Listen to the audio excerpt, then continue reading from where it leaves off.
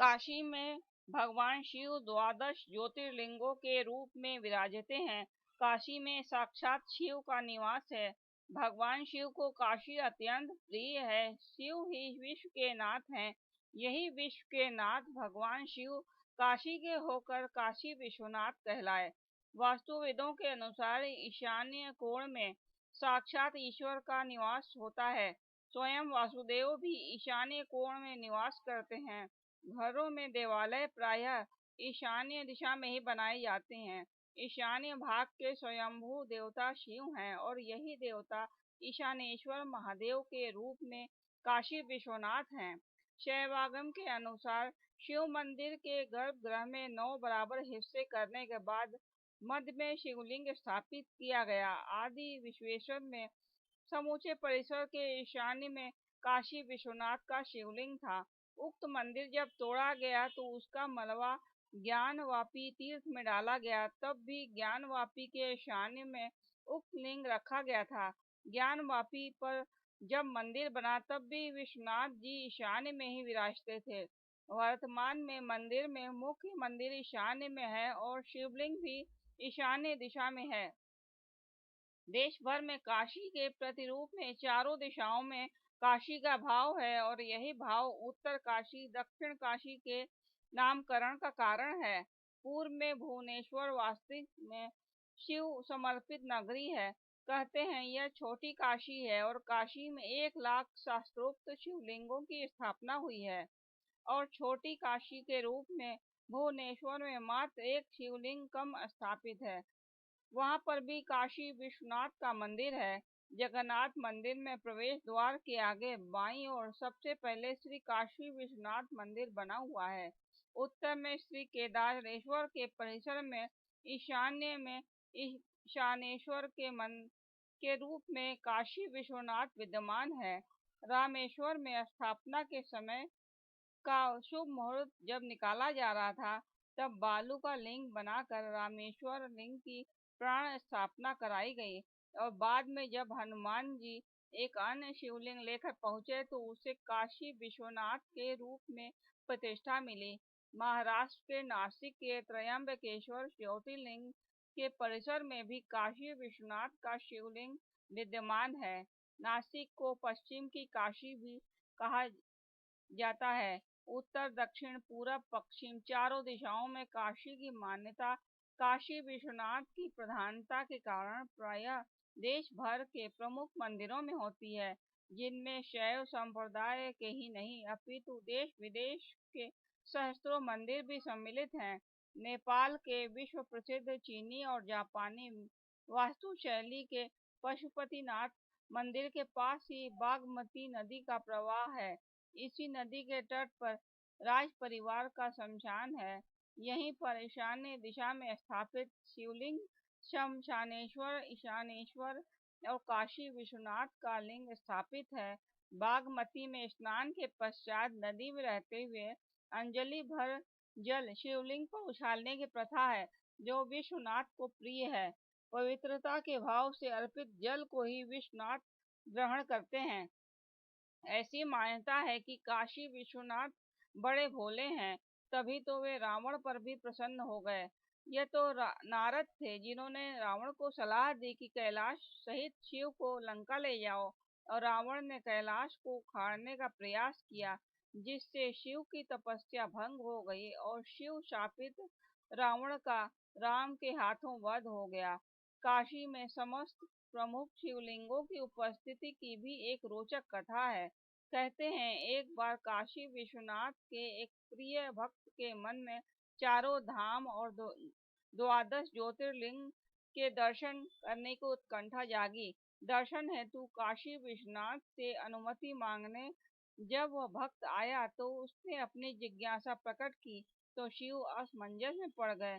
भक्त की भक्ति पूर्ण करना भी तो जरूरी था। ऐसे में भगवान शिव ने उसे काशी छोड़कर कहीं और नहीं जाने को कहा।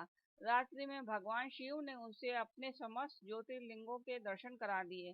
दूसरे दिन भक्त ने अवधूत शिव को काशी न छोड़ने का आश्वासन दिया तो भोले भंडारी प्रसन्न हो गए और वर मांगने को कहा। भक्त भाव पूर्ण हृदय से बोला, प्रभु, जैसे आपने मुझे द्वादश ज्योतिर्लिंग स्वरूप का दर्शन कराया, उसी तरह आपका हर भक्त प्राप्त करे। शिव ने तथास्तु कह दिया और भक्तों के भाव की रक्षा के लिए द्वादश ज्योतिर्लिंग के स्वरूप काशी में पधारे। काशी में भगवान शिव का साक्षात वास होने के कारण ही भगवती अपने सभी रूपों में यहाँ विद्यमान है। अष्टमातृकाएं, नौ दुर्गा, नौ गौरी, 64 योगिनी, चारों धाम, 56 विनायक सभी यहाँ इसीलिए विद्यमान हैं क्योंकि काशी विश्वनाथ के रूप में साक्षात शिव यहाँ विद्यमान है। माता अन्नपूर्णा स्वयं काशी की अन्नदाता हैं। इस प्रकार शिव के विविध स्वरूप दुनिया भर में जहाँ जहाँ विद्यमान है, वहाँ पर विश्वनाथ का होना भी जरूरी है। भगवान शिव जिस किसी स्थान पर गए और जिस किसी रूप में अपना अक्षांश उन्होंने वहां अनुप्राणित किया, वहां उनका वही रूप पूज्य है। भगवान शिव हुई काशी में विश्वनाथ के रूप में काशी विश्वनाथ कहलाए। यह उपस्थिति कहीं पर काशी विश्वनाथ के रूप में है तो कहीं पर ईशानेश्वर के रूप में। काशी का हर कंकड़ भी शिवमय है।